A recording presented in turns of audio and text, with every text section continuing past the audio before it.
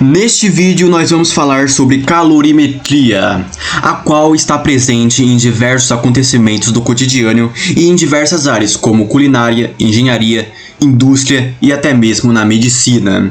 E você verá que é uma matéria bem tranquila de se aprender, ok? Então, pegue seu caderno, seu lápis ou sua caneta e let's learn!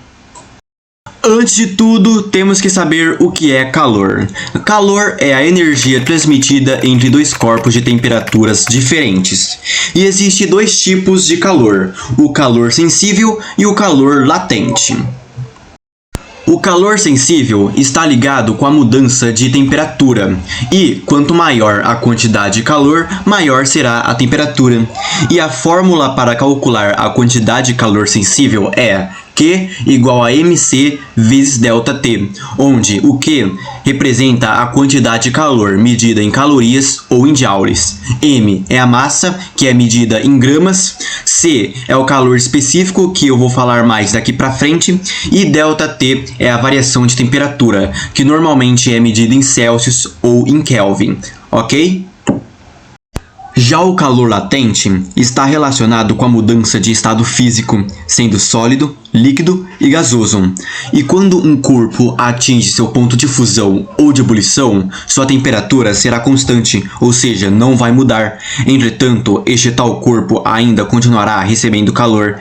E eu expliquei por que isso acontece no vídeo de química, onde eu falo sobre as propriedades da matéria. Então, depois desse vídeo, vai lá e veja para encher de conhecimento esta coisinha que você chama de cérebro, beleza?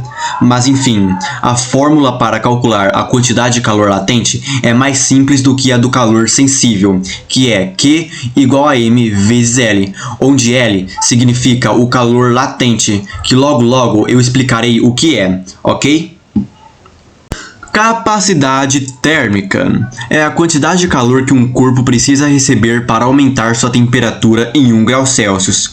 E quanto maior for a capacidade térmica, maior será a quantidade de calor que um certo corpo precisa receber para aumentar sua temperatura.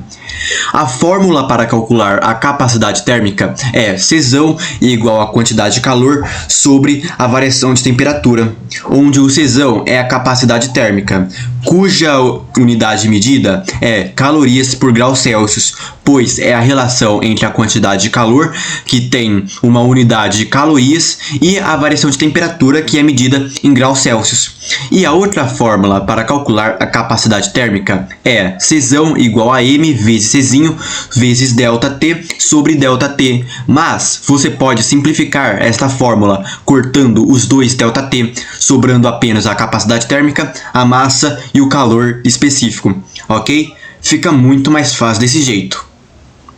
Calor específico é a quantidade de calor necessário para aumentar ou diminuir a temperatura de uma substância em 1 grau Celsius, cuja unidade medida é calorias por gramas grau Celsius, pelo fato de ser a relação entre a quantidade de calor, a massa e a temperatura. E a fórmula para calcular o calor específico é Czinho igual a Czão sobre M, ou Czinho é igual a Q sobre M vezes ΔT. E como o nome já diz, é específico, então seu valor também é específico, como vocês podem ver na tabela a seguir. No entanto, vocês não precisam decorar estes valores, exceto o da água, ok? E pessoal, não confundem a capacidade térmica com o calor específico. A capacidade térmica é a propriedade de um corpo, que é representada pela letra C maiúscula, enquanto que o calor específico é a propriedade de uma substância, representada pela letra C minúscula, correto? Na fórmula do calor latente, a letra L é o calor latente medido em calorias por gramas, que indica a quantidade de calor necessário para que 1 kg de uma substância mude de estado físico. Trocas de calor é um fenômeno termodinâmico que ocorre quando dois ou mais corpos trocam de calor entre si até atingir um equilíbrio térmico, e a soma algébrica das quantidades de calor trocadas por esses corpos será nula, ou seja, igual a zero. Um exemplo disso são dois corpos, o corpo A e o corpo B. O corpo A tem uma temperatura maior do que o corpo B, então o corpo A vai passar uma parte de sua temperatura para o corpo B. E como o corpo A transmitiu calor, sua quantidade de calor será negativa. E como o corpo B recebeu o calor de A, sua quantidade de calor será positiva. E isso pode ser representado dessa forma: a quantidade de calor B é igual à quantidade de calor A negativa, ou a soma da quantidade de calor A e B é igual a zero. E se tivesse mais de dois corpos, poderia ser representado dessa forma: Q1 mais Q2 mais Q3 mais Q4 e assim por diante, que seria igual a zero. Mas por que zero? Vamos supor uma esfera de metal aquecida a 90 graus Celsius em contato com uma placa de cobre a 30 graus Celsius, que durante um intervalo de tempo o ferro passou 10 graus Celsius para o cobre. Então o valor da quantidade de calor da esfera será de menos 10 graus Celsius, pois ele transmitiu calor para o cobre, enquanto que o valor da quantidade de calor da placa de cobre será de 10 graus Celsius, pois recebeu o calor do ferro. E ao fazer a soma das quantidades de calor desses dois corpos, que é de menos 10 graus Celsius do ferro mais 10 graus Celsius do cobre, e como temos um valor negativo em uma conta de adição, acaba virando uma conta de subtração, então menos 10 mais 10 é igual a zero. Propagação de calor é basicamente a passagem de calor, que pode haver em três tipos: condução, convecção e radiação.